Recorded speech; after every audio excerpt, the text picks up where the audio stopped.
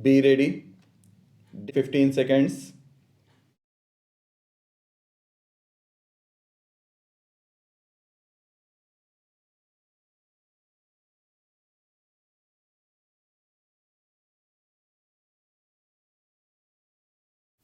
The President's address makes mention of the Code of Discipline and the happy industrial relations which are developing in the country.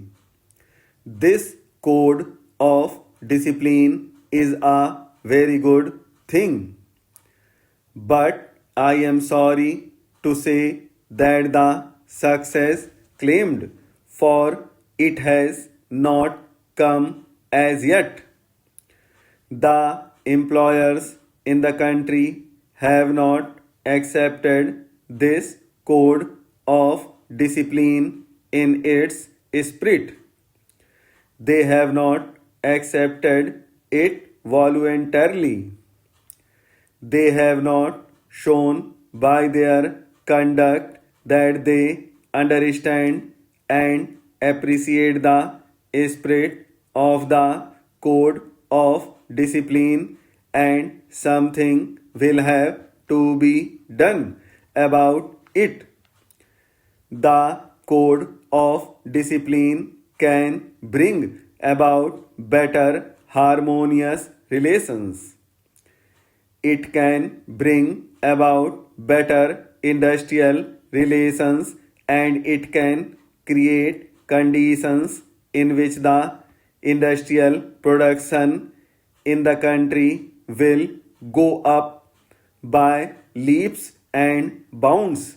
Industrialists in the private sector and some of the bureaucrats in the public sector do not accept this code of discipline, and unless the Ministry of Labor does something drastic about it, unless the Ministry of Labor does something which would make the non observance of this code on the part of the employers a penal offense.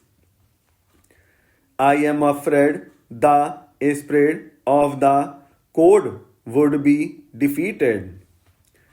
The Ministry of Labor has done well in bringing forward a code of efficiency and welfare. There is as yet not enough agreement on that code, even from the labor's point of view. But I am sure efforts to further the acceptance of this code of efficiency and welfare will be continued, and if that is done, it will be a great help to industrial production in the country. In the matter of bonus commission, sir, the progress made has been disappointing. It was as early as January 1961 that the Honorable Labour Minister announced the appointment of the Commission. The progress made in respect of the bonus commission during the last 14 months has been that its terms of reference have been settled and its constitution has been agreed upon.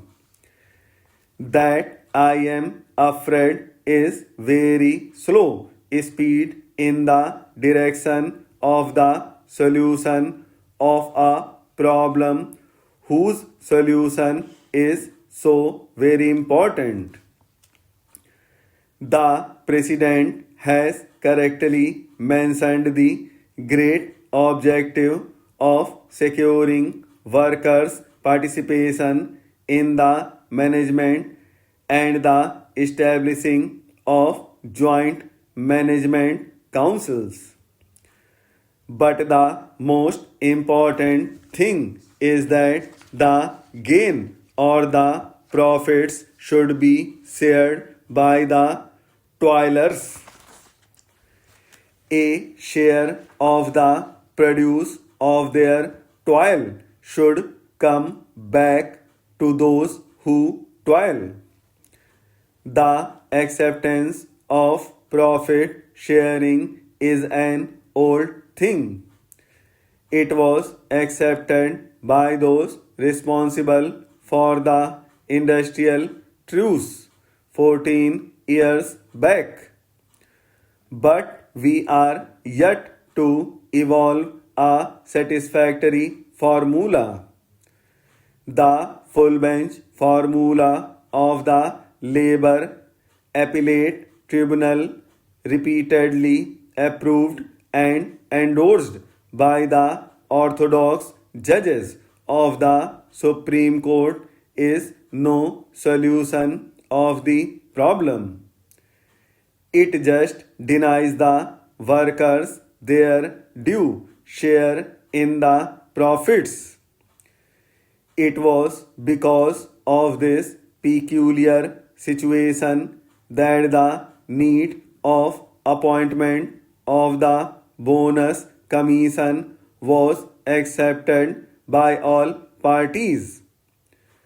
But what we now find is that it has taken them 14 months to decide the terms of reference of the commission, and I do not know when we can expect its report. The members of the bonus commission should be directed by the government to find an early solution to this important problem. Similarly, I must point out that the delay in the matter of evolving a consolidated scheme of social security for industrial workers is a dangerous thing. We have today a number of social security schemes, but none of them looks after the workers in his old age. The government of Uttar Pradesh made a provision that the discharge of workers because of ill health or old age should be treated as retrenchment. But we have now the verdict of the High Court of Allahabad that this cannot be done. The result is that while workers in industrial establishments today are covered against the risk of ill health, there is no insurance against the risk of old age. There is no scheme of gratuity which the industry has to follow. There is no old age pension scheme which the industries in the country have to adhere to. The result is that there is a big gap or disparity in the lives of the workers who are in employment and those who are out of it, particularly those who are thrown out of employment because of old age or continued ill health. Therefore, something should be done about it as soon as possible, and there should be some sort of a scheme to see that the worker, after meritorious service, to the industry got at least the equivalent of a retrenchment relief when he retired due to old age or continued ill health. That is a pressing problem.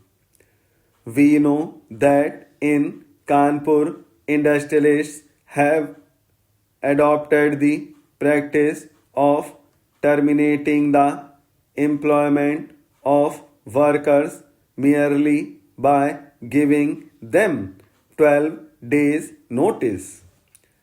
The worker is told that he has been found to be unfit